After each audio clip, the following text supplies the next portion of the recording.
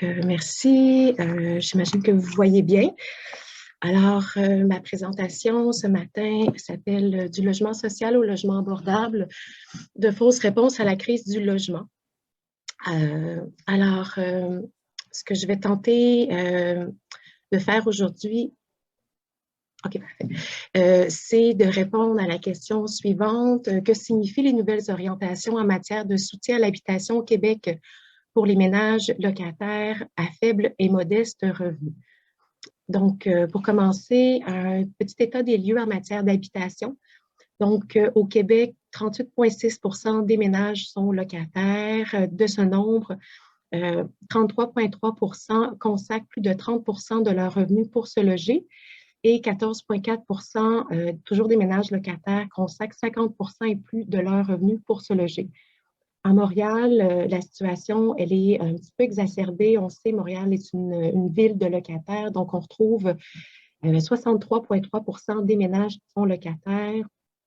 Donc, 36,5 consacrent plus de 30 de leurs revenus à se loger et 17,7 consacrent plus de 50 de leurs revenus pour se loger. On entend parler beaucoup dans l'actualité depuis quelques mois, voire une année et demie, 2 ans, de la crise du logement. Alors, la crise du logement dont on fait état fait référence à l'explosion du coût des loyers. Elle fait également référence à l'augmentation de la spéculation immobilière, à l'amplification du phénomène des rénovictions, donc un phénomène qui amène des propriétaires à effectuer des travaux de rénovation dans l'objectif d'évincer des locataires, leurs locataires. On assiste également à une hausse du nombre de reprises de possession et d'éviction en vertu d'articles qui sont prévus dans la loi et à une stagnation quand même du nombre de ménages en attente d'un HLM. On parle là de plus de 37 000 ménages au Québec, dont 23 360 à Montréal. Donc, à travers le temps, l'État est intervenu là, pour agir sur l'habitation. Avant les années 1950, il faut quand même reconnaître que les interventions des gouvernements, autant provinciales que fédérales, dans le secteur de l'habitation, peuvent être qualifiées comme étant minimales. C'est vraiment à partir des années 1960 qu'on voit une nouvelle ère apparaître dans la foulée notamment de la volonté de l'État d'intervenir activement dans les programmes, dans les domaines social et économiques, en fait, afin d'offrir des programmes de sécurité sociale. On assiste donc dans les années 60 à l'apparition du logement social, notamment avec le début du programme HLM, donc d'habitation à loyer modique, qui est financé par le fédéral, la création au niveau provincial de la SHQ, la Société d'habitation du Québec. Donc, je vous parle de logement social. Le logement social réfère à toute production et gestion du logement qui échappe aux normes de rentabilité du marché privé.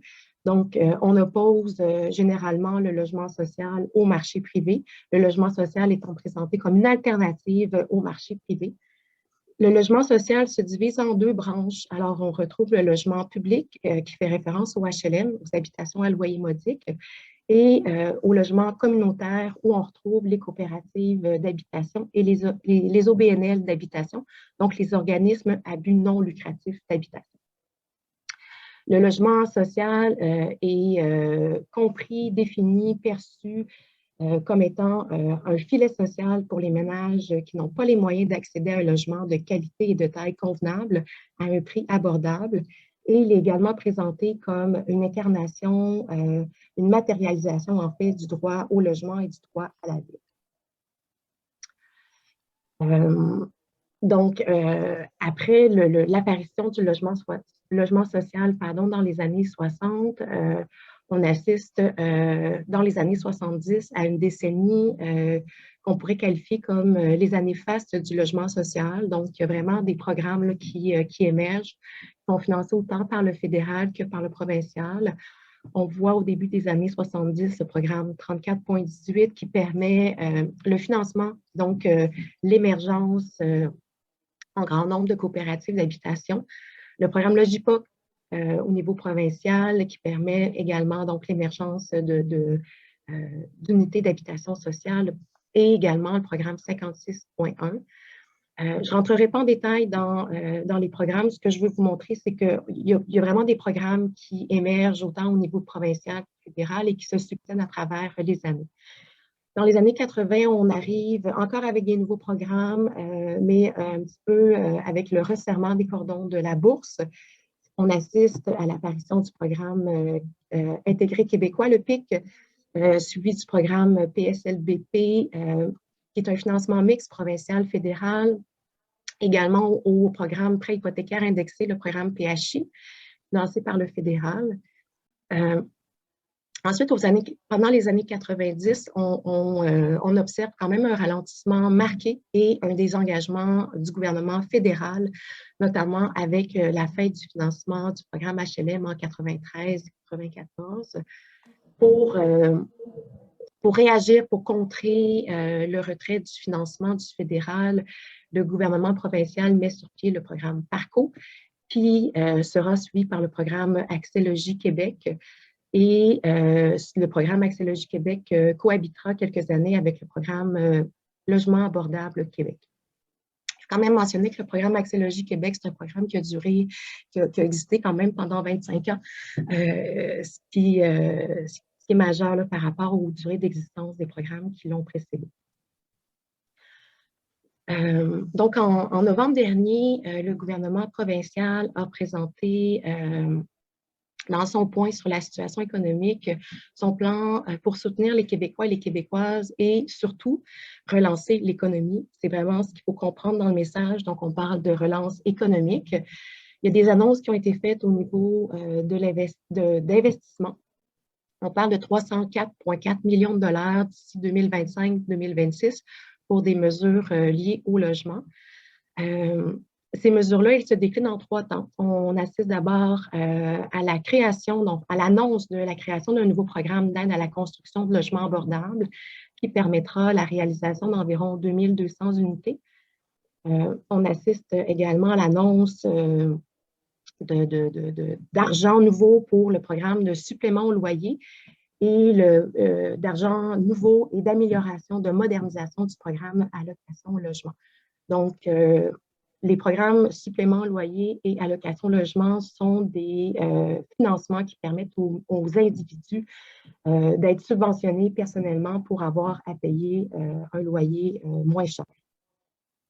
Pour se qualifier, évidemment, là, il y a des barèmes à respecter, notamment principalement au niveau du revenu. Alors, le nouveau programme qui a été annoncé s'appelle le programme d'habitation abordable Québec, le FAQ. Programme lancé récemment, donc au début du mois de février, lancé en 2022, succède à Accès Logis Québec. Le programme Accès Logis Québec, qui a duré pendant 25 ans, a permis, lui, la réalisation de 35 000 logements sociaux depuis 1997, dont 15 000 sur le territoire montréalais. Les objectifs généraux de ce nouveau programme sont de rendre disponibles des logements abordables de taille, de qualité adéquate, pour des ménages à revenus faibles ou modestes ou encore pour des personnes ayant des besoins particuliers en habitation. Quand on parle de personnes ayant des besoins particuliers en habitation, généralement, on entend des personnes qui peuvent avoir des problématiques au niveau de l'itinérance, toxicomanie, déficience intellectuelle, par exemple. Donc, le programme a aussi comme objectif d'améliorer les conditions de logement de ces ménages et de soutenir la construction de bâtiments de qualité qui intègrent des mesures environnementales ou qui permettront d'optimiser les pratiques de construction résidentielle. Donc, l'annonce de ce nouveau programme a été suivie de l'annonce d'un premier appel à projet qui sera lancé au 1er mars prochain. Par contre, les détails de cet appel de projet ne sont pas encore connus. On sait qu'il y aura des objectifs spécifiques particuliers qui seront indiqués dans cet appel de projet. Donc, où je voulais venir au niveau de l'analyse, c'est un petit peu une comparaison, ou en fait, c'est une analyse là, de l'introduction de ce nouveau programme, le FAQ. En fait, si on le compare avec les programmes qui ont précédé et principalement le programme Accès Logis Québec, il faut retenir qu'il y a des nouvelles approches par rapport aux cibles, des nouvelles approches par rapport aux porteurs des projets, de nouvelles approches par rapport à l'exploitation des projets et une nouvelle approche aussi par rapport aux formules de financement, donc de montage financier des projets. Par rapport aux cibles, donc les programmes précédents parlaient de réalisation, donc d'aide à la réalisation de logements sociaux, coopératifs et sans but lucratif. Le vocabulaire change. Maintenant, on parle de financement d'aide à la réalisation de logements abordables privés. Les mots ont choqué plusieurs acteurs dans le milieu communautaire. Dans ce nouveau programme également, la mixité n'est plus un pilier du programme. Donc, ce qui a été annoncé, c'est qu'il y aura des unités qui pourront être subventionnées via le programme de supplément au loyer, le programme PSL, mais ce n'est pas rattaché directement dans le programme. Donc, ce sera selon des modalités à venir, dépendamment des porteurs de projets, dépendamment également des objectifs recherchés dans les appels de projets. Une autre modification qui est introduite avec le nouveau programme, c'est par rapport aux critères d'admissibilité des ménages à revenus modestes. Dans le passé, avec les programmes précédents, on parlait de barème pour la sélection des ménages à revenus modestes, donc des barèmes en termes de revenus. Dans le cadre du nouveau programme, on parle de plafond. Donc, on vient vraiment plafonner, indiquer des critères d'admissibilité des ménages à faible revenu, ce qui n'était pas le cas. C'était vraiment des critères suggestifs. Par rapport aux porteurs de projets possibles, le nouveau programme FAC introduit la possibilité que le privé développe maintenant du logement pour les ménages à faible et modeste revenus.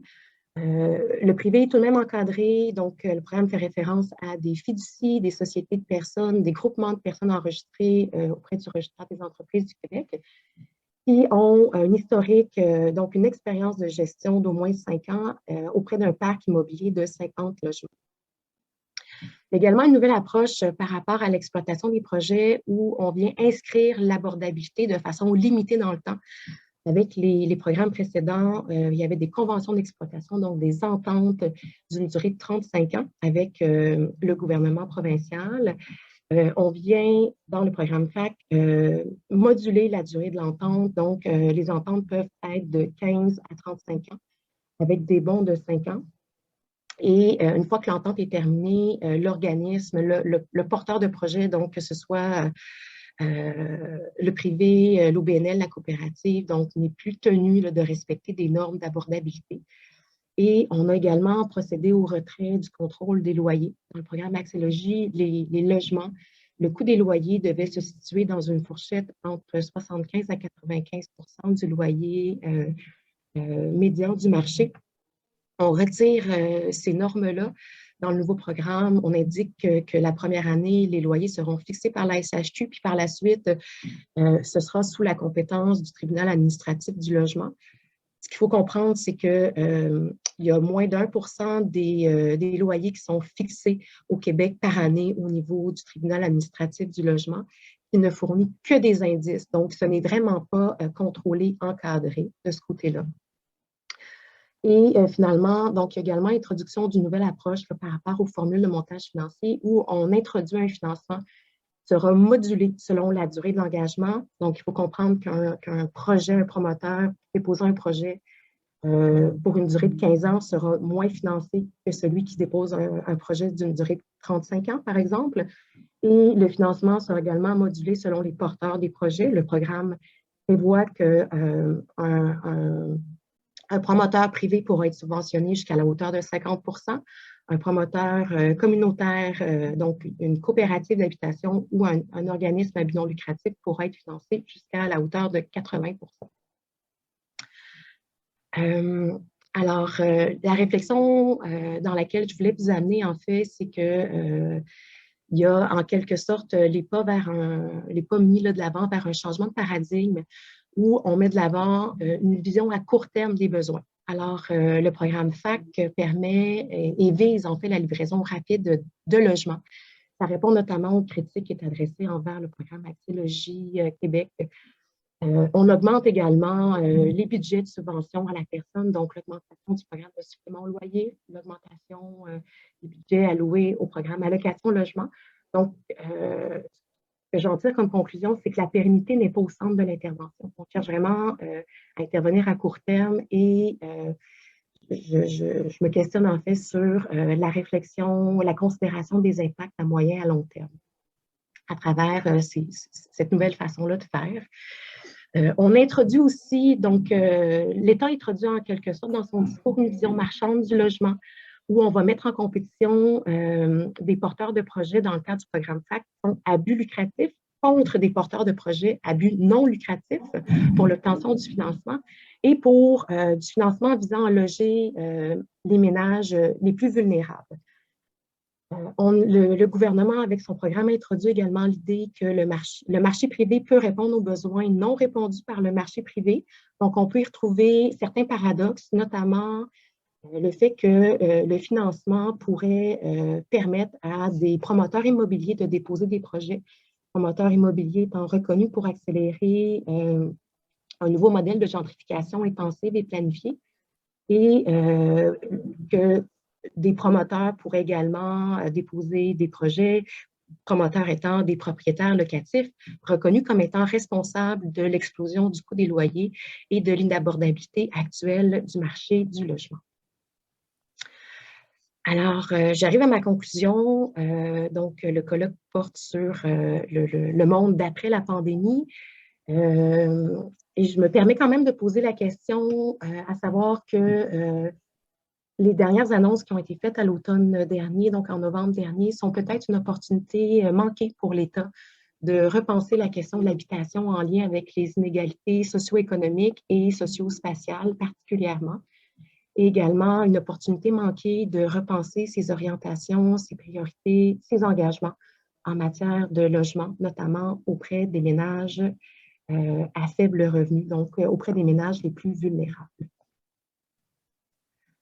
Alors, voilà pour ma présentation.